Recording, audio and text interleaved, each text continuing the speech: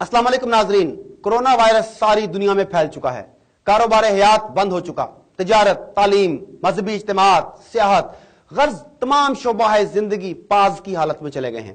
पूरी दुनिया की 7 अरब आबादी शदीद ज़हनी दबाव, खौफ और हरास में मुब्तला है।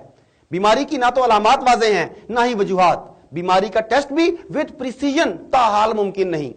कम तरक्की याफ्ता ममालिक तो दूर, तरक्की याफ्ता ममालिक भी इस वायरस से मुकाबला करने की सलाहियत नहीं रखते। इस सारी सूरत हाल के तनाजुर में यकीनन यह सवाल बहुत अहम है कि क्या यह कोरोना वायरस वाकई एक वबा है या बायो टेररिज्म। यह ताउन जैसी बीमारी कुदरती आफत है या बायोलॉजिकल वारफेयर का हिस्सा। यह एक सानहा है या सोची समझी साजिश। मेरी राय से आपका इत्तेफाक करना जरूरी नहीं, ताहम अपनी गुजारिशात आपके सामने जरूर रखना चाहूंगा। मेरे नजदीक मौजूदा वबा कोरोना वायरस एक मुकम्मल प्लान के तहत दुनिया भर में फैलाई गई है, जिसके पीछे आलमी खुफिया शैतानी तंजीम इल्यूमिनाती का हाथ हो सकता है। इल्यूमिनाती और फ्री मैसन्स वगैरह की तफसीलात किसी और वक्त, मगर मुख्तसरन अभी यह बताता चलूं कि यह आलमी खुफिया शैतानी तंजीम है। इसको चंद इंतहाई ताकतवर खानदान पसे पर्दा रहकर चला रहे हैं, मसलन रोथस्चाइल्ड खानदान, रॉकफेलर खानदान और बरतानवी शाही खानदान वगैरह। ये लोग किसी आसमानी मजहब के पैरोकार नहीं बल्कि बराह रास्त शैतान के पुजारी लगते हैं और इसी की हदायत पर चलते नजर आते हैं।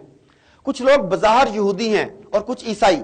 इस तंजीम का सबसे अहम मकसद यहूदियों और यहूद नवाज और मजहब बेजार ईसाइयों की मदद से दज्जाल की आमद और इसके मुताबिक मुतलकुल अनान हुक्मरानी की राह हमवार करना है। इस बुनियादी मकसद को हासिल करने के लिए उन्होंने न्यू वर्ल्ड ऑर्डर के नाम से एक मंसूबा बनाया है। यह एक इंतहाई शातिराना शैतानी मंसूबा है जिसके बहुत से हिस्से और बहुत से मदारिज हैं और यह मल्टी डायमेंशनल है। इस पूरे मंसूबे का लुब्बे लबाब कुछ यूं है: वन वर्ल्ड गवर्नमेंट का क्याम, one world religion, one currency, one world leader या हाकिम आला जिसे दज्जाल या एंटी क्राइस्ट कहा जाता है। इन मकासद को हासिल करने के लिए प्लान को मजीद छोटे छोटे प्लान में तकसीम किया गया है, जिनमें से सबसे खतरनाक प्लान दुनिया की आबादी को 7 अरब से कम करके 1 अरब या 50 करोड़ तक लाना है। और यही वह मंसूबा है जिसका बराह रास्त ताल्लुक कोरोना वायरस वबा से है। दुनिया की आबादी को कम करने के शैतानी मंसूबा साजों के नजदीक मुतअद्दिद फवायद हैं। एक यह कि कम आबादी को कंट्रोल और मैनेज करना निस्बतन आसान होगा। बाद अज़ां साइंटिफिक चिप्स इंस्टॉल करके उन्हें मॉनिटर करना ज्यादा आबादी की बनिस्बत बहुत आसान होगा। दूसरा यह कि ज्यादा आबादी को मजहब से दूर रखने के लिए नफ्सियाती तौर पर तैयार करना मुश्किल है बनिस्बत कम आबादी के। नीज कम आबादी पे अपना कल्चर थोपना भी ज्यादा आबादी की निस्बत आसान अमल है। तीसरी बात यह कि कम आबादी की सूरत में खित्ते अर्ज की स्टेबिलिटी और सस्टेनेबिलिटी में इजाफा हो जाएगा और नेचुरल रिसोर्सेज पर दबाव कम हो जाएगा, जो कि हुक्मरान अशराफिया के लिए बेहतर होगा। चौथा फायदा यह होगा कि वायरसेस और जेनेटिकली इंजीनियर्ड बीमारियों से ऐसे लोगों को हलाक कर दिया जाएगा जो उनकी नजर में सोसाइटी पर बोझ हैं या जिनकी लेबर प्रोडक्टिविटी बहुत कम है। इस अंदाज से उन्हें जवान ताकतवर लेबर फोर्स लंबे अरसे तक मुहैया रहा करेगी जिसको ये इस्तेमाल कर सकेंगे। इस नुक्ते पे मजीद तहकीक के लिए ट्रांस ह्यूमनिज्म पर रिसर्च कर लीजिए। इनके मंसूबों के मुताबिक दुनिया की आबादी कम करने के लिए मुख्तलिफ तरीके इस्तेमाल किए जाएंगे, जिनमें इलाकाई और आलमी जंगें, फास्ट फूड्स, केमिकल ज़दा पैक्ड खाने और मशरूबात का इस्तेमाल आम करना, मल्टीनेशनल फार्मास्यूटिकल कंपनियों के जरिए शदीद मगर खामोश मुज़र असरात वाली अद्वियात की तरवीज, जेनेटिकली इंजीनियर्ड वायरसेस और बीमारियों का आलमी वबा की शक्ल में इलाकाई फैलाव और आलमी फैलाव, ग्लोबल वार्मिंग के जरिए कहत साली, सैलाब बपा करना, पीने के पानी और इजनास की कमी करना वगैरह शामिल हैं। नाजरीन, यह तो रही इल्यूमिनाती की प्लानिंग। अब आते हैं कोरोना वायरस की तरफ। हमारे नजदीक इस वायरस का वबा की तरह पूरी दुनिया में फैलाव इसी शैतानी प्लान न्यू वर्ल्ड ऑर्डर का हिस्सा है। इससे कबल rotavirus, Ebola virus, anthrax, HIV, hantavirus, dengue, SARS virus, इन सब का कामयाब तजुर्बा किया जा चुका है।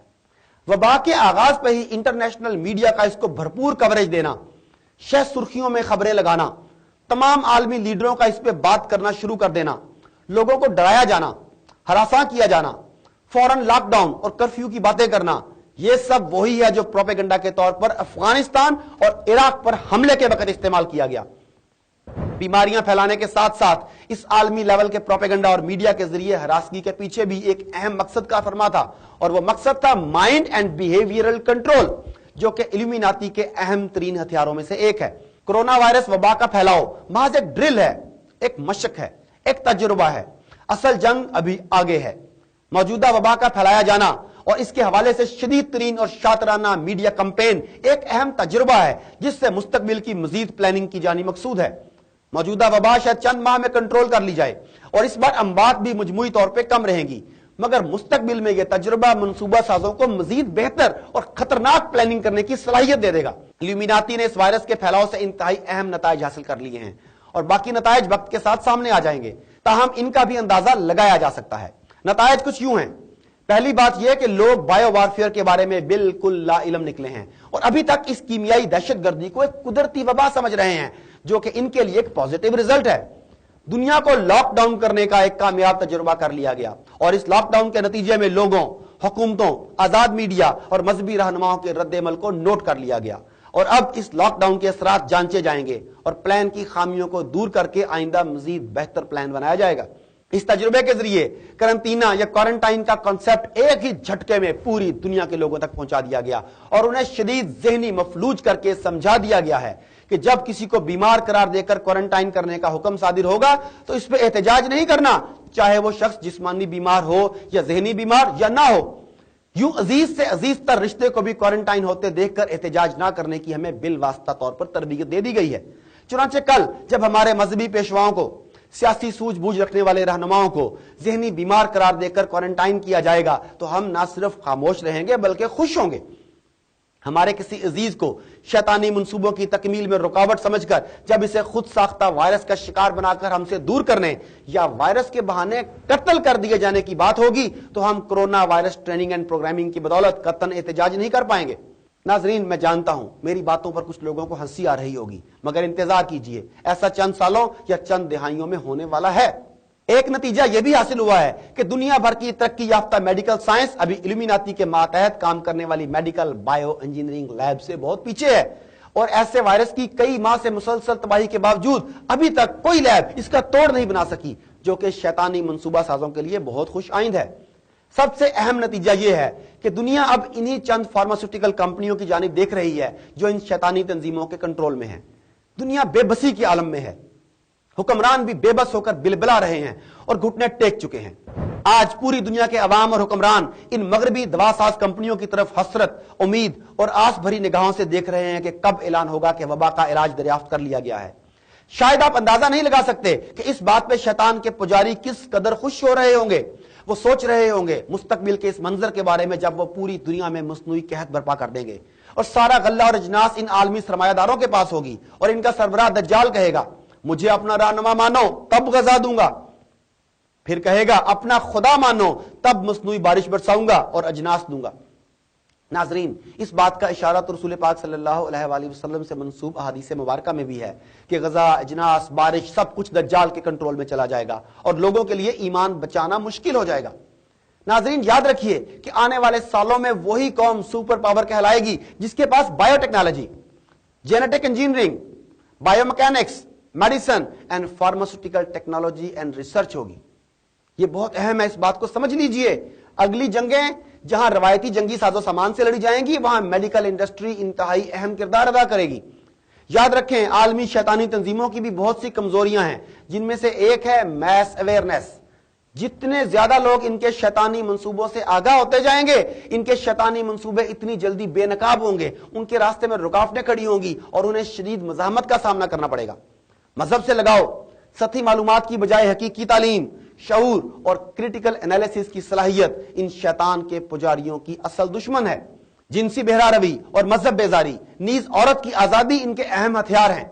आज ये सूरत हाल है कि दज्जाल की बात की जाए तो लोग इसे हंसी मजाक में उड़ा देते हैं।